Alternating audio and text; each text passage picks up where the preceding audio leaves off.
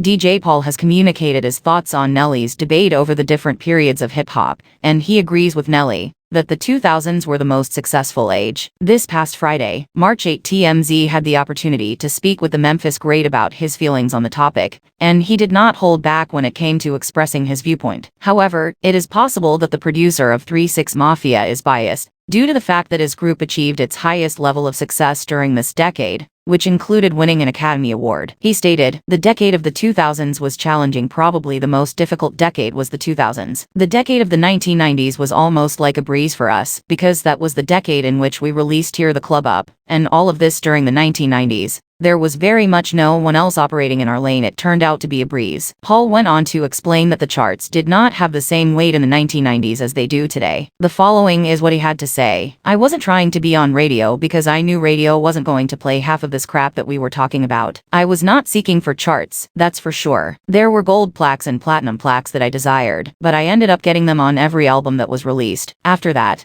The co-producer of Stay Fly was questioned about the current environment, which he said was a challenging one to traverse. "Now you have to sell music to individuals who, at times, don't even care about music at all. There are instances when people choose to get on there simply to have a word to say, simply because they have the authority to say it. The fact that you are judged by a million individuals made it more difficult to participate in social media." This month, Nelly made a cameo on LeBron James' show The Shop, which began the debate that has been going on since then. The legendary rap artist from St. Louis reminisced on his breakout success in the 2000s and the difficulties he encountered in trying to distinguish himself in a competitive industry that was densely populated with genuine stars. When asked about the Grammy Awards' inconsistent performance in terms of awarding rappers, he stated, "Country Grammar sold 5 million copies, and I didn't even get nominated for Best New Artist, because I didn't even make it into the final round. Due to the fact that my CD was released in the year 2000, I was not even on the ballot." In the year 2001, the wonderful, talented, and deserved Miss Alicia Keys triumphed, and she actually ought to have triumphed. "When it comes to hip-hop, my age of music was the most difficult era in history. You have to understand that. Ever," he proclaimed. DMX, Jay-Z, Eminem, Lil Wayne, 50 Cent, and Luda were some of the artists I had to compete with when I released my music. Every one of us is competing for a single position. Therefore, the years 1999 to 2008 to 2010 are the most difficult time in history to acquire records.